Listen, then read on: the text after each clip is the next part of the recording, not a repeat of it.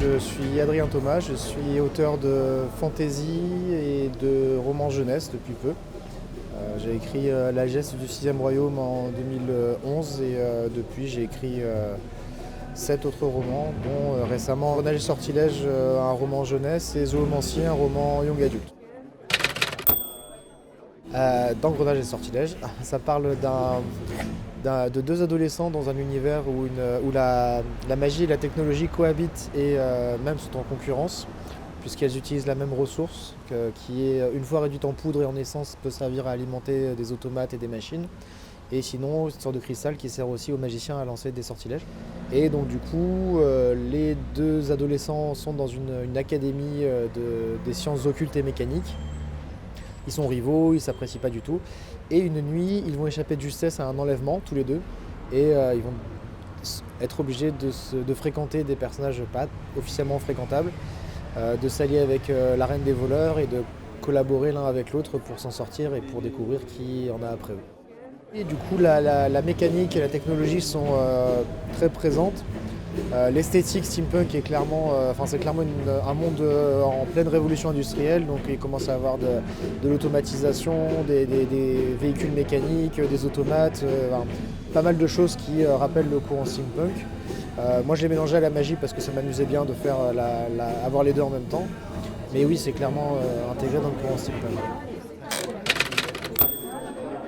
Alors le mois prochain, je vais sortir un roman illustré aux éditions de Nemos qui sera sur l'univers des 6 royaumes, qui sont les romans de fantasy que j'ai écrits depuis 2012. Et puis début d'année prochaine, il devrait y avoir un nouveau roman dans le même univers qu'en Grenage et sortilège, aux éditions de Nemos, un peu plus adulte, qui devrait sortir début mai. J'aurais envie de leur proposer le premier titre sur lequel je suis tombé, qui m'a vraiment fait tomber amoureux de l'imaginaire, ce serait Enchantement d'Orson Scott Card, qui est un roman que j'adore vraiment, qui est un de mes romans préférés, qui permet d'entrer dans la fantaisie de manière progressive, qui commence avec une histoire très réaliste, avec un jeune russe juif qui quitte la Russie dans les années 80 et qui se retrouve face à une princesse endormie, qui l'embrasse, et se retrouve projeté au 9e siècle dans une Russie médiévale menacée par Baba Yaga. Et du coup, il réalise que c'est un athlète au 20e siècle, mais qu'au 9e siècle, c'est une crevette ridicule dont tout le monde se moque. Il y a énormément de choses, il y a du voyage dans le temps, il y a des contes de fées, il y a de la fantaisie, il y a de la magie, il y a de la romance, il y a plein de choses. De base, j'avais vu le résumé, je dis oh là là, ça va être fichu n'importe comment. En fait, c'est extrêmement bien fait. Et ça m'a vraiment embarqué dans l'univers, et donc du coup, j'ai beaucoup aimé ce roman. Donc c'est celui que je conseillerais globalement à n'importe qui veut se lancer dans l'imaginaire. Pour moi, un monstre, c'est quelqu'un c'est l'altérité, c'est l'inconnu en fait. C'est essentiellement quelque chose qu'on ne connaît pas encore. Un monstre qu'on connaît n'est plus un monstre, alors qu'une personne qu'on ne connaît pas peut être un monstre sans qu'on le sache. Donc c'est quelque chose que je trouve intéressant, c'est que c'est beaucoup lié à la connaissance, à l'ignorance, le terme de monstre. Donc un monstre, une créature d'apparence monstrueuse qu'on finit par connaître, on réalise qu'en fait, c'est normal, c'est logique, c'est l'évolution qui fait que c'est à ça qu'elle ressemble et que c'est complètement normal par rapport à son milieu naturel, etc. Et une personne qu'on considère comme tout à fait normale et intégrée peut cacher en fait le cœur d'un monstre et être une personne complètement monstrueuse, mais on ne le sait pas avant de la connaître et d'avoir conscience de qui elle est vraiment.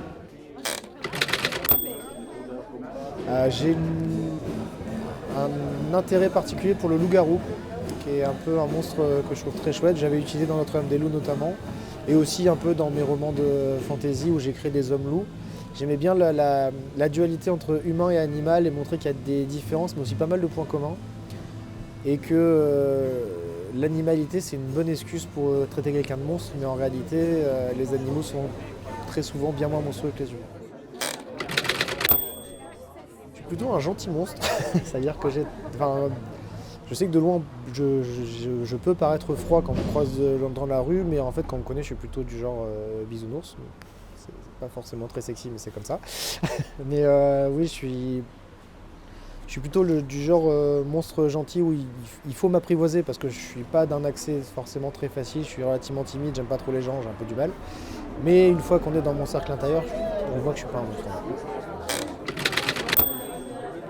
En fait, c'est très chouette. Bah, déjà, dans la région, c'est le seul, pour moi, dont on entend vraiment parler. Il est très très bien organisé, les gens sont des passionnés, ils sont vraiment à fond dedans, les organisateurs se costument, ils ont toujours des bonnes idées, c'est rigolo, c'est bien organisé. Donc c'est un festival que j'aime beaucoup, qui est un peu intimiste, qui est un peu familial et ça me plaît bien. C'est vraiment un chouette festival où j'aime bien revenir quand on a.